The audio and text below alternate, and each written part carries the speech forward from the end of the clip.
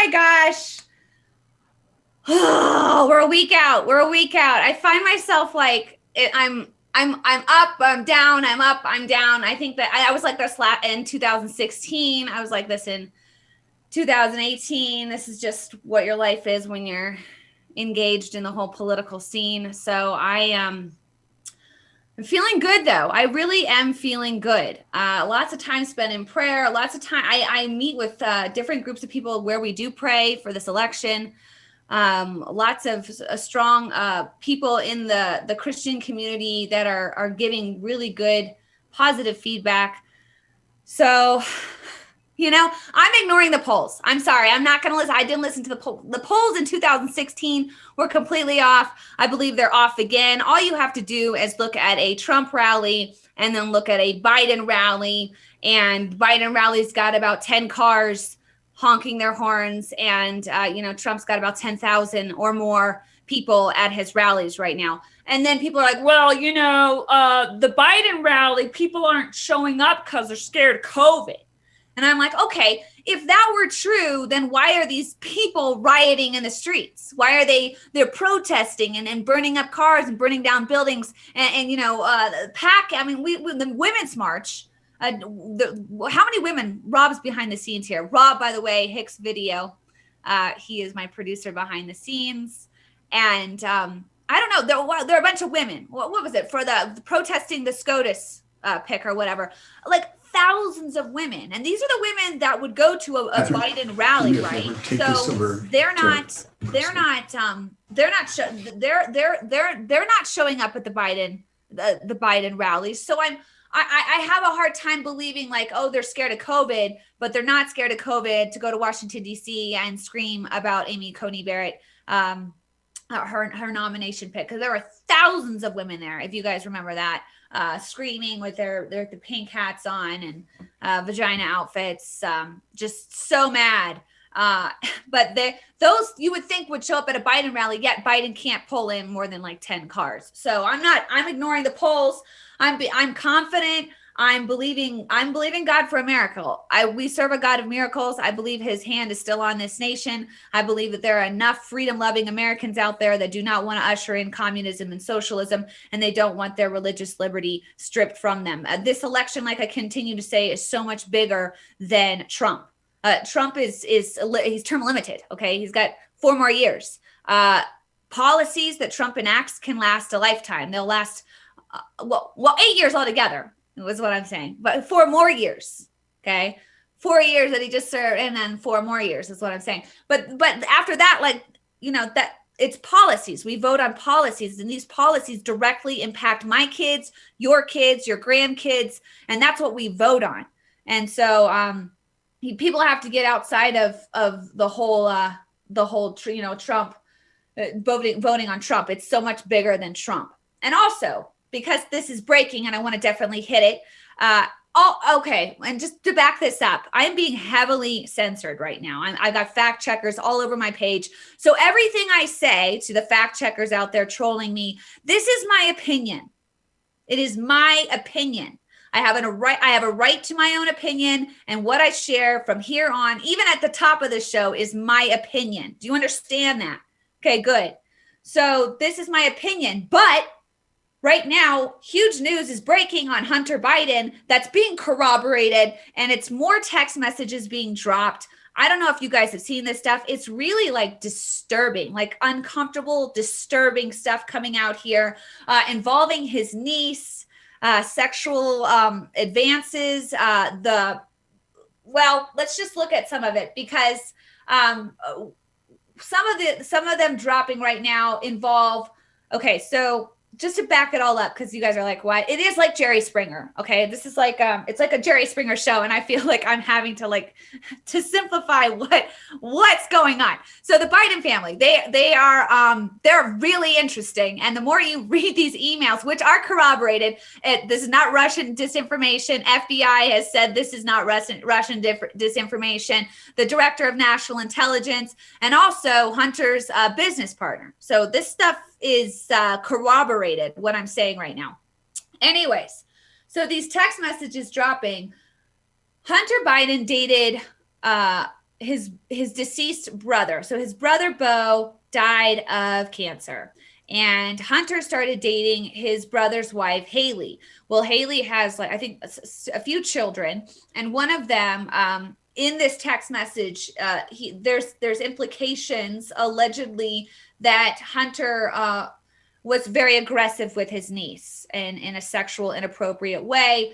And then Haley was like, I'm going to speak out about this. And they contacted Joe Biden, and Joe Biden's like, Haley, you need to see a therapist, instead of like going to authorities. Like if a minor is involved, immediately the police should be involved immediately. And the police were never contacted. Nothing like that happened. And you guys gotta read them, just because I'm not gonna have Facebook. I'm gonna let the viewer just Google. Well, Google's probably suppressing it. DuckDuckGo it, whatever. These text messages, because they're nasty, and it says so much about the way Joe Biden was handling stuff, Hunter Biden, the whole Biden family, even Jill's involved in this thing. So, also breaking on the Hunter side of things is an audio that has recently come out with Hunter Biden talking specifically about his dad, about China. It's like a treasure trove of like information, but there's audio of it. You can go to the National Pulse. I'm just directing people here because Facebook's so I'm just and YouTube. Hello, YouTubers. Google, they're all suppressing this information. So National Pulse has like live audio. And I sent this link to a friend of mine out in California. He's like a huge Biden supporter. He's like, all of this is disinformation, Rachel. Like, you don't even know what you're talking about. Like, this is so, and I'm like, okay, it's been corroborated. But now are you going to tell me that that's not Hunter Biden's voice? Because it's Hunter Biden's voice. You can hear him talking. And in it, he talks about being pretty much owned by the Chinese. One of his business partners who was like this billionaire went missing. His friend Devin Archer, who's now in jail right now, implicated Joe Biden and Hunter. It's all there. He says it all in this audio, and it's fascinating. And National Pulse has it. Check it out. It just keeps coming. It's like you can't. It's shocking. It's all of this is shocking. And at the end of the day, this is what I have to say. I don't want my kids owned by China. And if somebody out there has information on one of our world leaders, that's whether it's in terrible photos of them, whether it's dark dealings that they made with them, and they can blackmail our world leaders into doing what they want them to do as another country, that puts my family in danger, because our leader would no longer then be putting the needs of Americans first. They'd be putting the needs of whoever they're being blackmailed by first. And that should terrify anybody that loves this country and loves our sovereignty and loves our freedom. And this is what we're seeing unfold right now. We're seeing world leaders have pretty bad information on a family, and they're using it as blackmail. So dive into this. You're on your own. I gave you the sites. Check it out. Also, tonight, everybody has to tune in. I'm not being told to plug this either, but I'm going to be watching, so I want you guys to watch with me. Tucker Carlson is bringing on Tony Bobolinsky. He is a business partner of Hunter Biden onto his show, and Tony is going to be airing more audio, just exposing all of it. So it's going to be a highly rated show tonight for Tucker Carlson. Okay, so I'm not going to wrap up really quick, but I want to bring my my guest on. The biggest news, of course, before I bring on our awesome guest, is Amy Coney Barrett. She is now a Supreme Court Justice. Praise the Lord. This is awesome. Anybody that champions women's rights should be championing Amy Coney Barrett. She is a mother of 7. She has 7 school-aged children, and she's just been appointed as our next Supreme Court Justice. She's a brilliant mind. I don't know if you guys watched the hearings. She sat there with nothing, no notes like I have, and just was able to reference different cases that she ruled on and different things that she wrote like 10, 12 years ago. I could never do that. And we're honored. We are honored to have this woman on the Supreme Court. And I believe that America's going to turn back to God in the upcoming years with the upcoming rulers, because we've appointed justices that have the right heart for this country and follow the Constitution and believe in the Constitution. So, and again, it's Trump fulfilling promises. See, this is the thing. I got people I know, okay, liberals I know, that are like, Trump's not really pro-life, he's not really pro-life. And so they're actually voting for Joe Biden, which just blows my mind, because this guy believes that abortion is okay up to the point of death, up to the point of birth, and even maybe after birth. We'll talk to the mom about it. It's so against Catholicism, Christianity, Judaism. It's against life. Now, listen, no matter what your cause is, I don't care if your cause is, parrots in the rainforest, or, saving our oceans because they're infested with, plastic and pollution. All of your causes that you believe in, they revolve around life. Think about it. Right now, wherever you are, think about something that you believe in, that you have a cause, you have something that spurs you. It revolves around life. And if you can't stop for a second and recognize that life is sacred, then every other cause you believe in is irrelevant. Doesn't matter. Nothing else matters if you can't come back to the sacredness of life. And so I believe we're going to return to seeing life as sacred with Amy Coney Barrett as one of our Supreme Court justices, and I'm absolutely thrilled about it. So with that said, I'm just rattling off, and my guest is sitting there like, oh my gosh, he's a busy guy. He's got a lot to do. He's been in the political world. He's a veteran. He knows the insides, the outsides. He knows DC. He's been to DC. He served under the George Bush administration. He's worked for the National Rifle Association. He is an advocate for liberty, individual freedom. He is the president of Americans for Limited Government. He's also been a sponsor of this show for the past couple months. A huge thanks to Americans for Limited Government. Please check out their Facebook page, their Twitter, their YouTube. Rmanning is joining me today, and I'm so thrilled to have you on. Rick, welcome, welcome, welcome. Thank you for having me. It's really a pleasure to be on. Well, I can hear you. Okay, good. It was like a silence gap there, so I wasn't sure.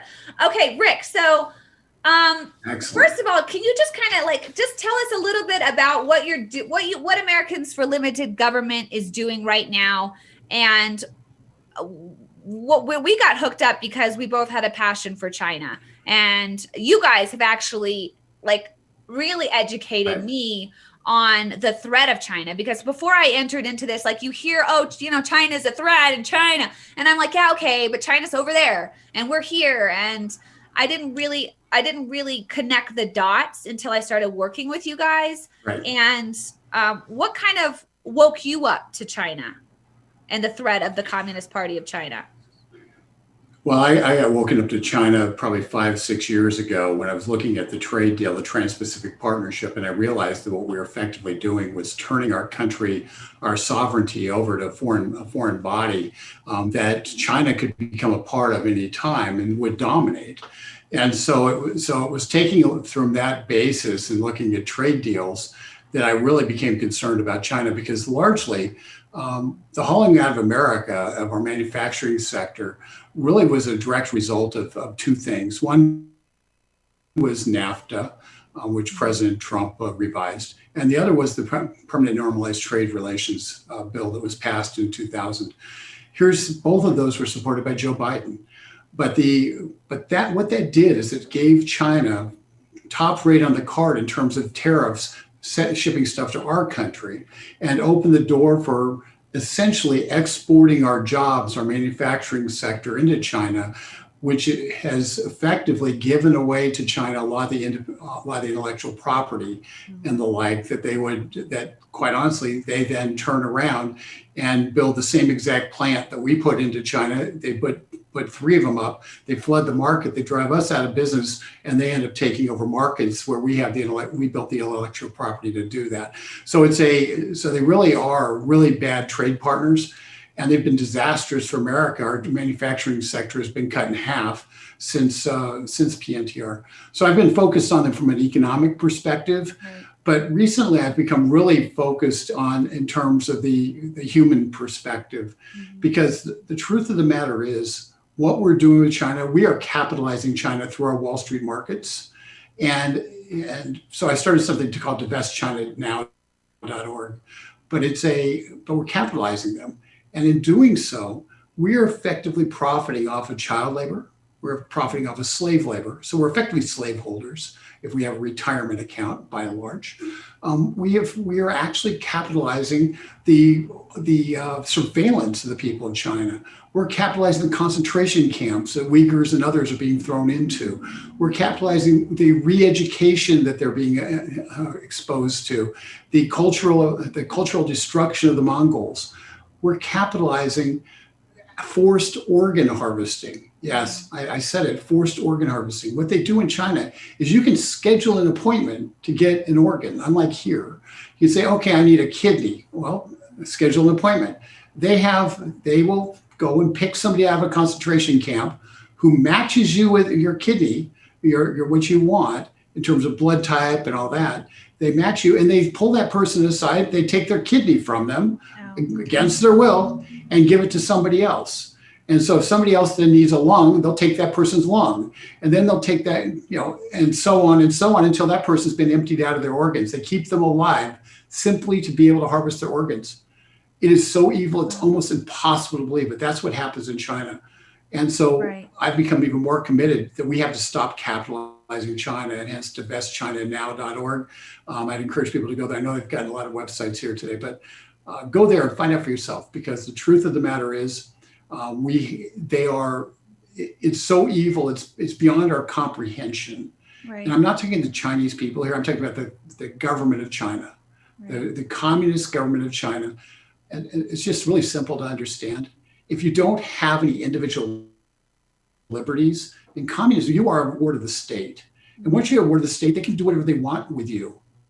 They can do anything they want with you. And that is why they have no moral compunction against taking somebody out of putting somebody in a concentration camp, first of all, but taking them out and then using them as effectively a human donor to wealthy people around the world who need body parts. That's what they do. It's abhorrent. And I haven't touched on the forced abortions or anything like that. So this is a government that we can't do business with. They're bad business partners. They steal our intellectual property, and it's absolutely immoral to be involved with them in any way, shape, or form. Wow. And what I've realized over this course of really diving into China is like finding out, okay, this is communism. This is what communism looks like. These are people that have been taken over by the government. The government is God. The government is the end all be all. They have no individual rights of their own over there in China. They are owned by the government. And that's what blows my mind here, Rick, is we have Americans in our own country that advocate for more government. They advocate for more government intervention, more government takeover. And what I don't think they understand is by doing that, they are giving up their own rights, their own individual liberty to the government. And right now, Americans have a clear choice.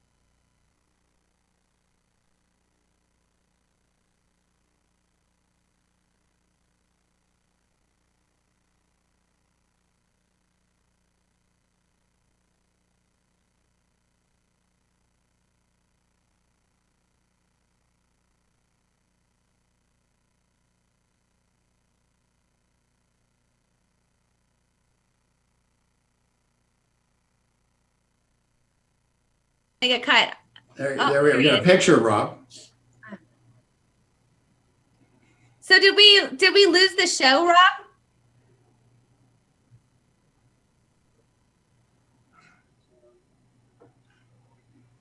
Oh my gosh.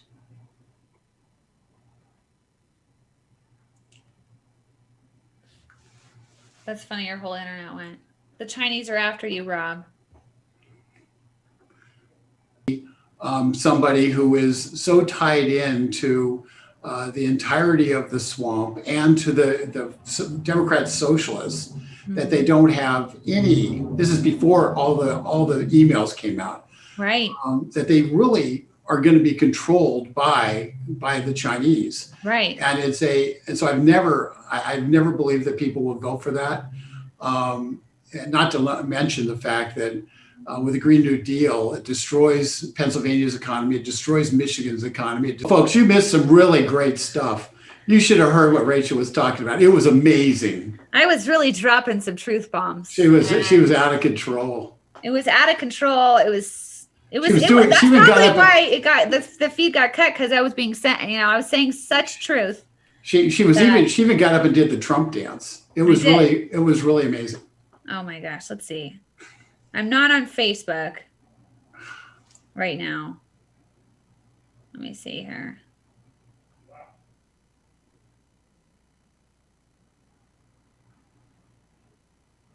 Okay. Hey, YouTube. We got our feed cut on Facebook.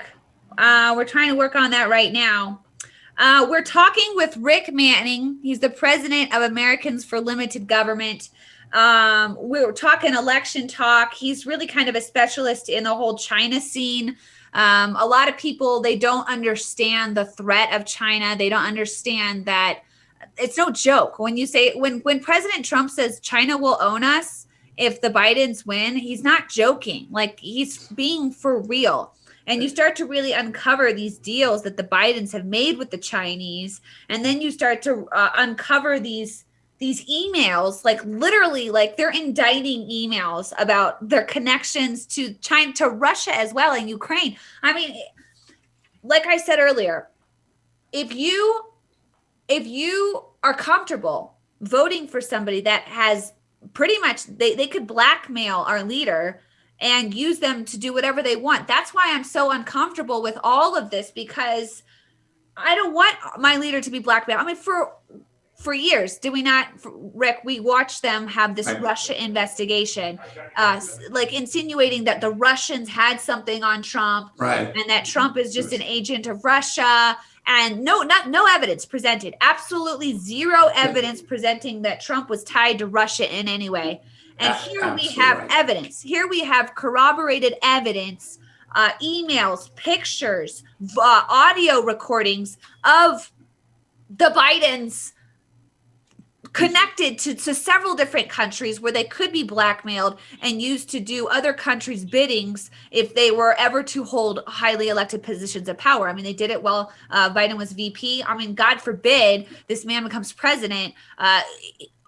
He's owned. I don't know how you can comfortably be like, oh, it's okay, I'm going to fill in Biden. And Rachel, even if you don't believe that, okay, let me just go to the simple fact. Even if you don't believe any of that, here's the truth. Joe Biden supported basically exporting our jobs to China in 2000. Joe Biden said as late as 2018, 2019, come on, man, they're not eating our lunch, totally disregarding the fact that half of our manufacturing sector had been shipped off to China.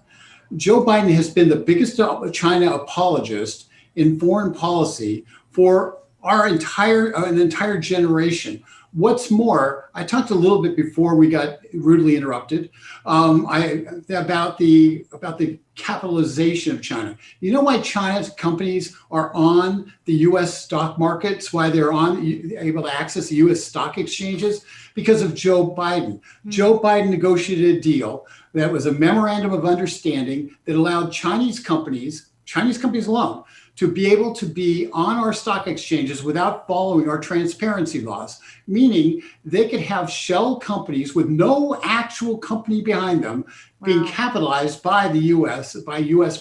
markets. And those monies went directly to the communist Chinese government, and the CCP would use those monies for basically financing their attempt to take over the world through the various different things they do, including having more military Navy ships than we have right now.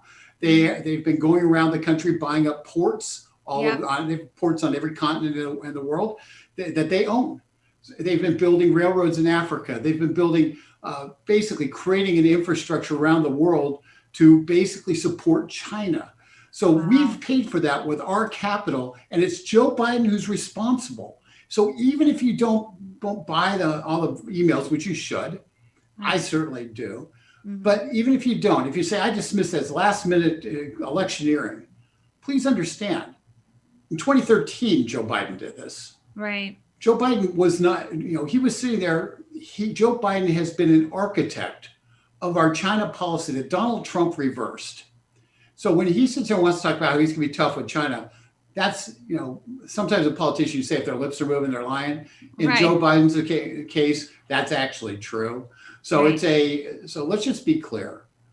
Joe Biden, he will kneel to China. He Mm-hmm. will restore the relationship to China that existed before. The multinationals will love it. The only people who will be left out in the cold are American workers and American taxpayers who are going to find ourselves in a less free country. Because once China has an example, has Huawei providing all the 5G internet connections, China will be able to effectively impact every aspect of business in this country, our stoplights, everything, because Wow. everything's been connected through 5G and through the internet, through the cloud. And when that happens, if they've put the hardware in with the back doors that that hardware has in it, guess what? They've got back doors into every aspect of our country, including our TV screens. So it's not really that hard to sit there and say that we are in a fight for freedom. Right. And this is the fight of our generation. And just like the World War II generation stood up and defeated Nazism and defeated Japan, Imperial Japan, it's our turn to stand up and defeat China in a different kind of war. And the Mm-hmm. first step is to cut the capital off from them, and by getting the Labor Department to make it so our retirement funds are not invested in China. And from there, there's a lot of other steps, but we have to start taking those steps now. Right. Right. And that's what you're doing at divestchinanow.org. You're really Absolutely. bringing it to attention. You're highlighting it. You're creating a whole movement, bringing awareness to China. And like you said, we might have investments in China that we don't even know about in our retirement funds. So people really need to be aware of this and then take action. And I'm so thankful for the people that we have in our administration now that are putting America first, that are aware of this China threat, and they're not going to be bullied by China. And the last thing we need is somebody to take office that could be easily blackmailed, and then in the back they're getting paid by China. So Well, I and just hope what's that more, they agree with China. I mean, that's right, the problem. They actually, Joe Biden, this is not Joe Biden is evil. This is about, he has bought the idea that quite honestly, I believed for 10 years, mm, that by going and investing in China, we'll make China more like us. The truth is, what's happened is by becoming tied in economically with China, we've become more like them. right, And that's what Donald Trump's attempting to reverse. And so even without him being bought and sold by China, which mm, I think is true, mm, even without that, he agrees with the underlying theory that has been proven wrong, which is how China has been destroying our country from within by hollowing us out. right, That he agrees with it. He was an architect of it. And you can expect that to be our policy, whether or not China has a chokehold on him or not. So you don't have to believe the emails to know that Joe Biden is going to be China's best friend. And if right, you think that's a good idea, vote for him. But if yeah. you don't, you darn well better not. Right, right. Seriously. Well, I don't know if Rob has got, I don't know what's going on with him. Either way, I think we're still on YouTube, but I'm gonna close this out here because we've been on for a while. Okay. Okay. So, anything else, Rick, that you'd like to say before we Sure, real quick, if I could. First yeah. of all, the website is getliberty.org Yeah. for the organization. But let me just give 3 seconds here, or 3 minutes on why people need to vote, what they need to do. we are at a turning point in this country. We are at a crossroads. We're going to decide whether or not we are going to remain a free, independent peoples where individual liberty matters, where we are not chattel of the government, or we're going to decide if we're going to have an unlimited government. That's what's at stake in this election. We're going to decide whether or not the police are the enemy or the police are the enforcers of the law and our friend. We're going to make that decision. We're going to make a decision if the anarchists on the street are going to rule the day, or are the people who just want to go to work and live their lives are going to rule the day. Right. We're going to make a decision about whether our neighborhoods and our zoning, local zoning, is determined by our local elected officials, flawed though they may be, or we're going to have bureaucrats in Washington, D.C. make those decisions, which is how the Biden-Obama government was going to do it until Americans for Limited Government stopped that. So we have a lot of very fundamental decisions about who our country is going to be and our relationship with government. And I would urge anybody, if you're listening to this, it's not enough to just vote. It's not enough to just vote. Get a hold of 5, 10, 20 people, as many as you can, who are like-minded. Go at church, talk to people. I know we've been told we're not supposed to talk about politics. We've been isolated with this whole COVID thing. Do everything you can to influence those you have influence over, to go out and vote, and to vote for the president. And I'll just be blunt. I don't know if we're allowed to endorse here or not, but I'm going to do it anyway, because the truth of the matter is, this election is too important to wake up on November 4th or November 10th or November 15th or whenever they decide it and say, I didn't do everything I could to save America. It's too important to realize too late and have regrets. So let's win and have no regrets. And let's keep America moving in the right direction. And whether you like Donald Trump's personality or not, it really doesn't matter. What matters is what kind of government do you want? A larger one that takes away your individual freedoms, your right to worship, or do you want a government that allows you to make those choices that are your choices to make? It's pretty simple. And I just encourage you to consider that and to let everybody know exactly how you feel. So they don't have any excuse of saying, I did not know. Right. Right. Well, thank you, Rick. It's sobering thought, America no longer being a free nation. And I'm praying to God that people see it's a choice between freedom or complete government takeover. And it's a pivotal election. It really is. Rick, thank you so much for your time. Thank you, Truly Rachel. appreciate it. God bless. We'll be definitely talking here in the next couple weeks. Thank you so much, Rick. Have a good one. Thanks.